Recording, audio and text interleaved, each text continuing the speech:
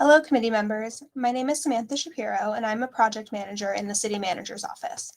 Today, I will be presenting updates to the Citizen Advisory Group bylaws and efforts to develop effective and efficient processes for CAGs.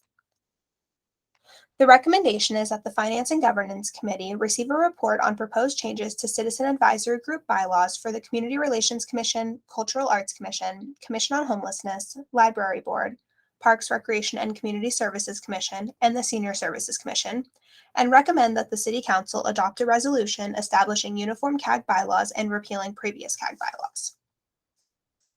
Article 2, Division 2 of the Oxnard City Code pertains to Citizen Advisory Groups, or CAGs. A CAG is a board, commission, or committee that advises the City Council on various important city matters, performs certain delegated functions, and to which the City Council appoints interested volunteers. In 2019, the City Manager's Office began meeting with the CAG chairs from the Community Relations Commission, Cultural Arts Commission, Commission on Homelessness, Parks, Recreation, and Community Services Commission, and the Senior Services Commission. The purpose of these meetings was to develop effective and efficient processes to make volunteer time valuable and to create uniform bylaws, agendas, and reports to Council. The Library Board has been inactive since February of 2019, and therefore an appointed representative was not available to participate. However, the Library Board liaison, a staff member, was informed of the meeting outcomes. 3 meetings were held in 2019 between city staff and CAG chairs. The meetings focused on creating uniform bylaws to ensure clear direction, fairness, and ease of learning if CAG members move between CAGs. Prior to this, each CAG had their own bylaws, which in some cases might have conflicted with the city code. The City Attorney's Office drafted bylaws that were presented to the CAG chairs, who then provided recommendations for changes. The bylaws included items such as membership, officers and duties, meetings, absences, and coordination with City Council. Topics that are covered by both the City Code and the bylaws are consistent. The bylaws also have an annual review built in so that any concerns throughout the year can be addressed. Once the chairs were supportive of the draft bylaws, each CAG chair brought the revised bylaws back to their respective CAG for review and approval. The revised bylaws were approved as a whole by each commission at a meeting in 2020.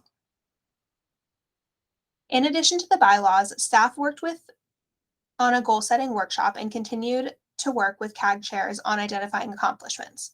On March 3, 2020, Senior Services Commission Chair Alice Sweetland and Liaison Renee Rakestraw led a goal-setting workshop where chairs gained a better understanding of what types of goals are achievable and should be set for their respective CAGs. Due to COVID-19, all CAG activities were halted, and city efforts turned to responding to the pandemic. Revisions to the bylaws include items such as expanding special meeting circumstances and requirements for calling a special meeting, requiring that an annual meeting be held every January, creating additional criteria to dissolve an ad hoc committee once its purpose has been met, expanding the amount of notice a commissioner must provide to the staff liaison if they are going to be absent, and updating language regarding the quorums. Since the initial meetings in 2019, some of the CAGs have elected new chairs. On March 14, 2022, the City Manager's Office met with the current chairs to review the approved bylaws before they were presented to Council. With the concurrence of the current CAG chairs, the version of the bylaws presented for approval in Attachment 1 of the report is different from those approved by the CAGs back in 2020. The version in Attachment 1 has amended Article 5, Section C to be consistent with Oxnard City Code Section 2-39 and state that a majority of the commission positions filled at the time of the meetings shall constitute a quorum for the transaction of business. The version approved by the CAGs in 2020 stated that 4 members of the commission shall constitute a quorum. CAG chairs remain supportive of the bylaws. If adopted, the resolution repeals the current CAG bylaws for the 6 CAGs. The City Manager's Office will resume meetings with CAG chairs to unify the commission agendas and reports and improve the processes and training to provide for the effectiveness of the CAGs. Staff will also continue to work with CAG liaisons and chairs to provide support and ensure their discussion items are focused and supportive of their powers and duties, which are unique to each CAG and identified in the City Code. The powers and duties will help guide the chair and liaison as they focus on these items moving forward. This concludes my presentation. I will be available at the committee meeting for any questions. Thank you for your time.